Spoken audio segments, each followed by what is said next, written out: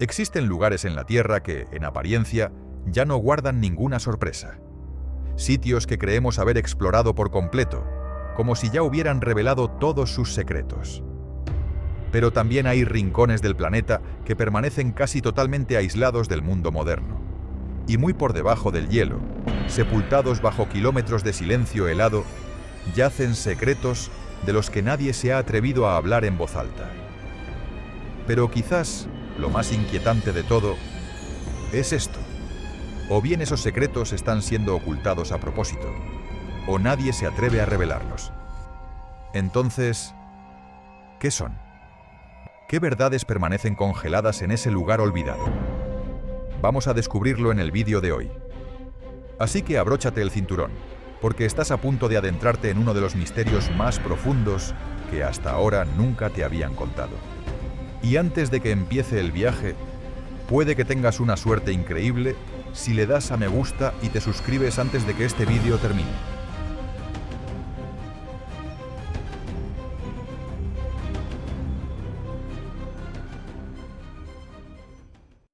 Situado en el punto más austral del planeta, este sexto continente parece pertenecer a un mundo completamente distinto al que conocemos.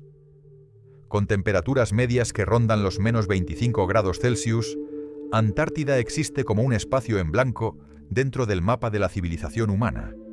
Y es, precisamente, ese vacío lo que hace que este lugar sea tan fascinante y tan inquietante. A diferencia de otros rincones remotos del planeta, lugares que tarde o temprano la humanidad ha conseguido pisar, la Antártida siempre ha parecido estar fuera de nuestro alcance. Y no porque no podamos ir, sino porque sencillamente no se nos permite saber. Antes de 1909, la mayor parte del mundo ni siquiera sabía que la Antártida existía. No fue hasta la expedición liderada por Ernest Shackleton, cuando el ser humano pisó por primera vez esa inmensa extensión blanca y comprendió que la Tierra aún guardaba un lugar así de frío, así de remoto. Pero la ausencia de vida en la Antártida se debe únicamente al clima extremo y a su lejanía geográfica. ¿O hay algo más, algo que sigue oculto bajo capas de hielo con millones de años de antigüedad? Solemos hablar de la Antártida como un vasto laboratorio natural, un lugar al que los científicos acuden para estudiar el clima, los glaciares y los secretos aún latentes de la paleontología antigua. Pero, ¿y si todo eso fuera solo la superficie?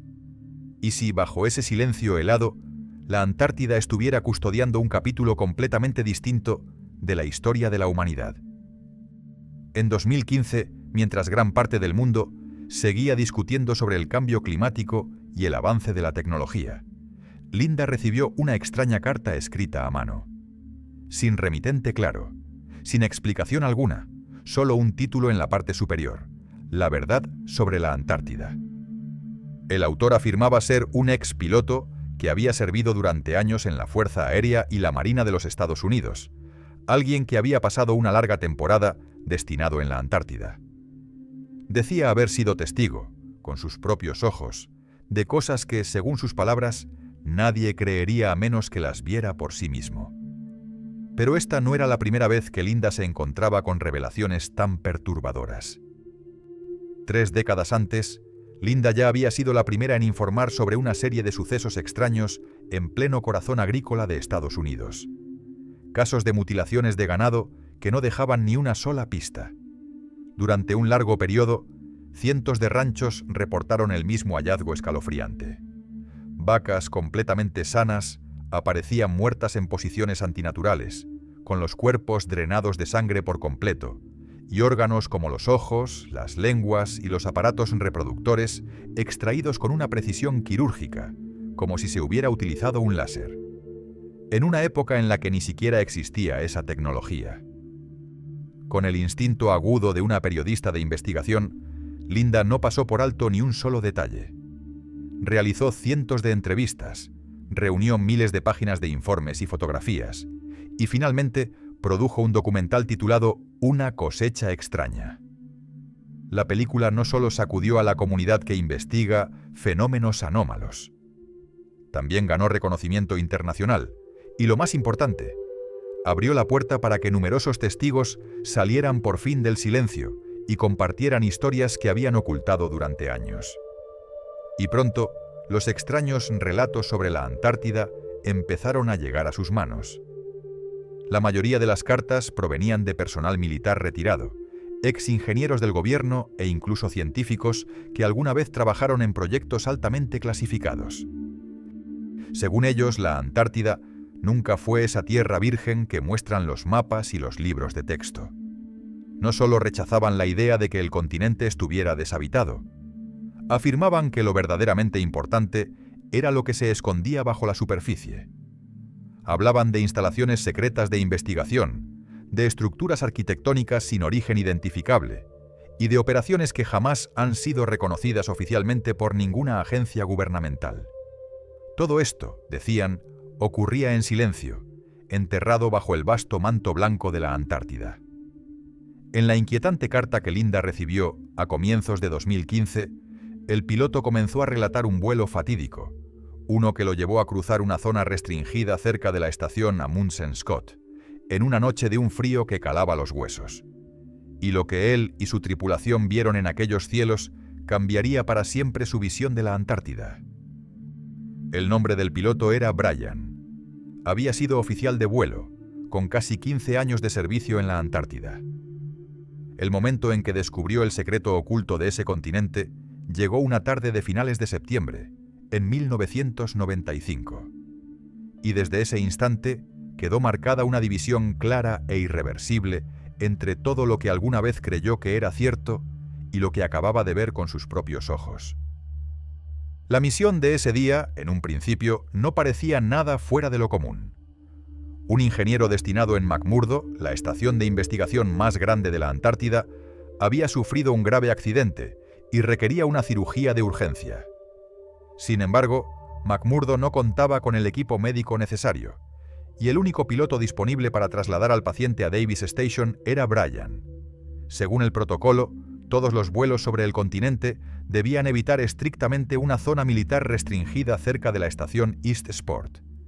Pero ese día no había tiempo para esperar autorización. El paciente había entrado en coma, y ante la urgencia, Brian y su tripulación se vieron obligados a cruzar el área prohibida para ganar minutos vitales.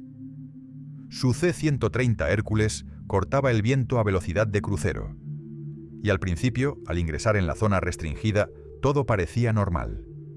Pero solo unos minutos después, el copiloto alertó a Brian. El sistema de navegación mostraba una interferencia extraña, muy diferente a cualquier otro tipo de alteración electromagnética que hubieran visto en miles de horas de vuelo anteriores. Con los instrumentos electrónicos inutilizados, no les quedó más remedio que guiarse por coordenadas visuales, y fue entonces cuando lo vieron. En medio del vasto y cegador campo de nieve, allí donde solo debería haber hielo eterno, se abría una estructura colosal. Una enorme instalación subterránea, cuya boca circular era tan amplia como un campo de fútbol entero. No era una grieta natural, ni mucho menos una base científica, de las que aparecen en los mapas oficiales. No había banderas, no había señales. Solo una abertura oscura, cavada con una precisión imposible en el corazón helado de la Antártida. Alrededor de aquella estructura, docenas de vehículos blindados se desplazaban lentamente hacia la entrada, sin dejar huellas visibles sobre la nieve.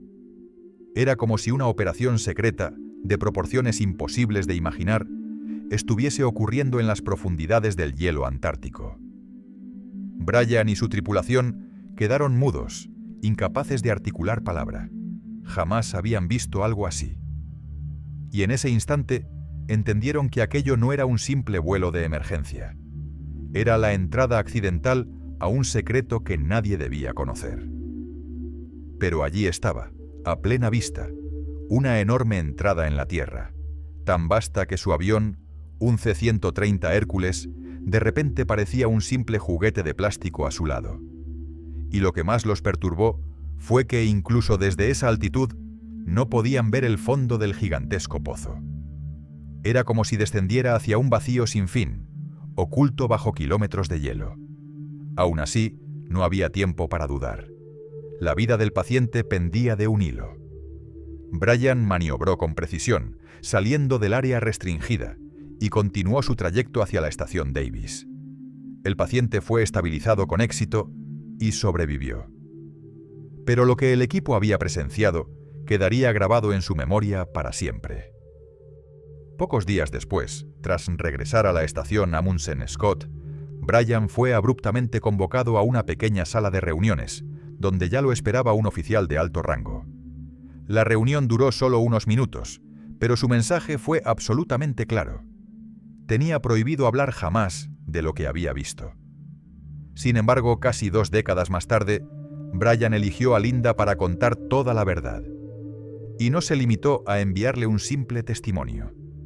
Incluyó su medalla de servicio en la Antártida y una fotografía de la tripulación del vuelo de 1995. En la foto, Brian estaba en la primera fila, a la izquierda, con gafas de sol puestas. Una prueba silenciosa, pero irrefutable, de que lo que había visto no era una invención. Y como si la historia de Brian no fuera ya suficientemente impactante, otro ex militar, conocido solo por el nombre en clave Esparta 1, pronto saldría a la luz, dispuesto a revelar una capa aún más profunda de los secretos ocultos de la Antártida. Fue una tarde de julio de 2018 cuando Linda se sentó frente a una entrevista tan perturbadora que dejó de tomar notas a la mitad, abrumada por el peso de lo que estaba escuchando. El hombre se presentó como Esparta 1, un ex militar que había servido en la Marina de los Estados Unidos. Por razones de seguridad, nunca reveló su nombre real. Durante la entrevista, realizada de forma online, su rostro estaba completamente oculto y su voz había sido modificada digitalmente para evitar cualquier posibilidad de reconocimiento. Pero el contenido de lo que compartió no tenía nada de vago. Según él, en el año 2003, un satélite espía estadounidense fue enviado para escanear las regiones más australes del planeta, buscando detectar signos de actividad nuclear o cambios geológicos potencialmente peligrosos. Pero esa vez las imágenes que llegaron de regreso dejaron atónitos a los analistas de inteligencia. Una estructura artificial masiva, claramente definida, fue detectada a casi 3 kilómetros de profundidad bajo el hielo de la Antártida.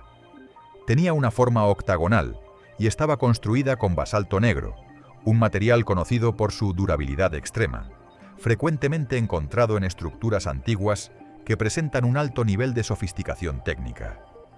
Inmediatamente tras el hallazgo, fue desplegado un equipo especial de operaciones con una misión única: localizar e investigar la estructura.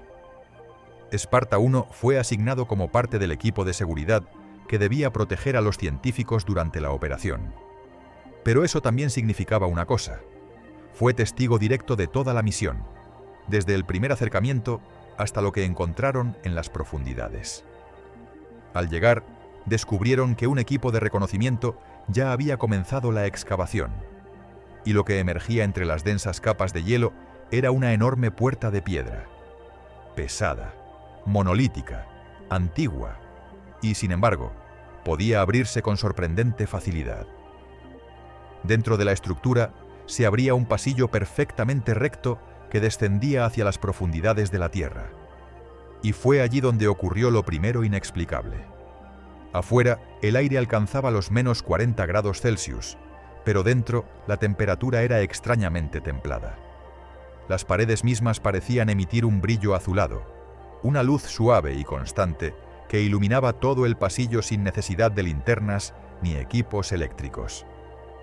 Esparta 1 relató que los científicos se quedaron en silencio durante varios minutos, no por miedo, sino por la profunda comprensión de lo que estaban presenciando. Esa estructura no podía haber sido construida tras la formación del hielo antártico. Si realmente estaba bajo 3 kilómetros de capas glaciares, entonces debía haber sido edificada antes de que la Antártida se congelara, lo que la haría tener al menos 30 millones de años de antigüedad. Más allá del primer corredor, una segunda puerta se alzaba. No giraba ni se abría de lado, sino que se deslizaba hacia arriba, como una compuerta mecánica gigantesca. Y al cruzarla, entraron en una sala tan inmensa que el ojo humano no podía medir su tamaño. Todo brillaba con una luz azul pálida y silenciosa, como si el lugar estuviera suspendido fuera del tiempo. Y allí, justo en el centro, se alzaba algo que hizo que todos contuvieran la respiración. Cientos de unidades biológicas de contención se alzaban en el interior de la cámara, cilindros transparentes, dispuestos en formación perfecta, como columnas de un templo olvidado por el tiempo. Dentro de cada uno, criaturas suspendidas en un líquido claro parecían dormir en silencio. No eran completamente humanas, pero tampoco eran los típicos extraterrestres de la ciencia ficción.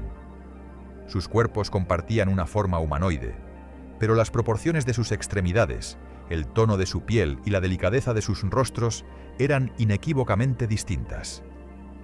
Esparta I afirmó que no existía ningún registro biológico conocido que coincidiera con esas formas de vida, y sin embargo allí estaban, dormidos o tal vez en estasis, como si esperaran algo, o a alguien. Algunas de las entidades parecían encontrarse en un estado de animación suspendida, y sin embargo, los sensores biológicos detectaban leves signos de vida. Pero lo más perturbador no fue lo que vieron, sino lo que escucharon. Uno de los científicos, en un susurro apenas audible, dijo: «No son visitantes de otro mundo. Fueron diseñados híbridos intencionados, una fusión entre ADN extraterrestre y genes de los primeros humanos antiguos». Esparta I afirmó que el propósito de aquella base no era militar ni científico, ni de observación, sino preservar la vida. Una especie de copia de seguridad biológica, creada para un futuro en el que la humanidad ya no pudiera habitar la Tierra. Cuando todo colapsara, estos seres serían despertados. Ellos, no nosotros, serían los herederos del planeta. Un reinicio biológico, un segundo génesis, tras el final de la humanidad. Si el primer testimonio de Esparta I había dejado a Linda en un estado de asombro absoluto, lo que reveló a continuación la llevó directamente al borde entre la fe y la incredulidad. Según él, la estructura bajo la Antártida no era única. De hecho, no era más que una pieza de una red global mucho más vasta. Una red de instalaciones subterráneas conectadas entre sí por un sistema que la humanidad aún no está preparada para comprender. Esparta I aseguró que existen estructuras similares en la Luna, en Marte y en las profundidades de los océanos de la Tierra. Lugares tan remotos, tan bien escondidos, que ni los radares ni las imágenes satelitales pueden localizarlos. Una red oculta, un sistema antiguo y quizás un plan que aún no ha sido activado. Pero lo que volvió todo aún más asombroso fue lo que vino después. Según Esparta I, los principales gobiernos del mundo no solo sabían de la existencia de esta red global de estructuras ocultas, sino que también habían participado activamente en acuerdos bilaterales con especies no humanas. En esos acuerdos se otorgaron permisos para llevar a cabo investigación genética, observar el comportamiento social humano e incluso intervenir ecológicamente en regiones específicas del planeta. A cambio, los humanos recibieron tecnología, conocimiento y, por encima de todo, una cosa: tiempo. Porque, según lo que Esparta I escuchó directamente de asesores dentro del proyecto, la Tierra se está acercando rápidamente a su punto de quiebre. El cambio climático, el agotamiento de recursos naturales y la creciente inestabilidad geopolítica están llevando al planeta hacia una fase irreversible. Y aunque estas civilizaciones no humanas no han intervenido de forma abierta, tampoco han permanecido en silencio. Las primeras reuniones, según afirmó Esparta I, tuvieron lugar después de la Segunda Guerra Mundial. Y uno de los lugares estratégicos clave para esas primeras negociaciones fue la Antártida. En 1947, apenas 2 años después de que se lanzara la bomba atómica sobre Japón, la Marina de los Estados Unidos desplegó una operación militar masiva en la Antártida conocida como Operación High Jump. Oficialmente se presentó como un estudio geológico, pero en realidad la operación fue una expedición militar encubierta, destinada a investigar la presencia de fuerzas no identificadas. En una parte más extensa de su conversación, Esparta I mencionó una expresión que había encontrado repetidas veces en documentos clasificados vinculados al proyecto: protocolo de transición de fase.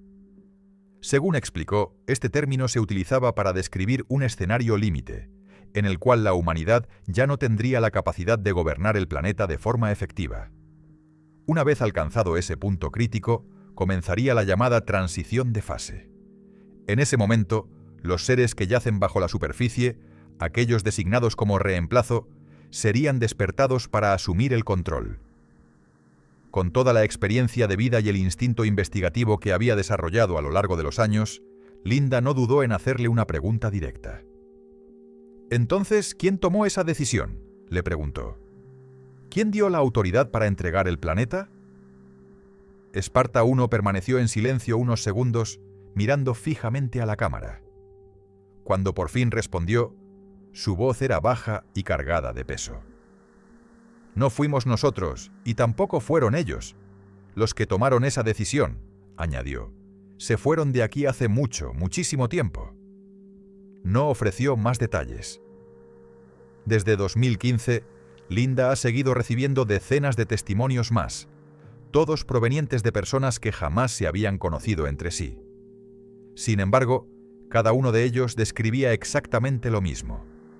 La misma estructura enterrada bajo el hielo, la misma luz azul pálida que parecía emanar de las paredes, y el mismo escalofrío profundo que no era físico, sino algo que parecía tocar el alma en cuanto se cruzaba el umbral.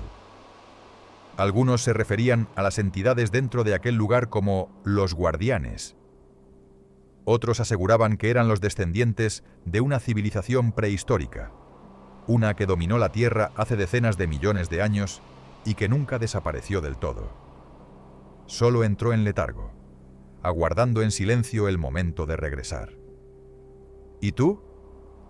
¿Crees que lo que acabas de escuchar podría ser real? Puede que no creas todo lo que acabas de escuchar.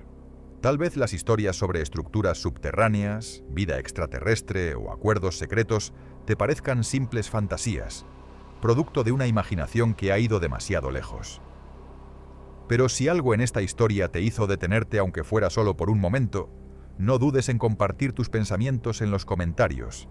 Y si quieres seguir explorando los misterios que el tiempo y el silencio han tratado de enterrar, no olvides suscribirte y activar las notificaciones. Nos vemos en el próximo vídeo.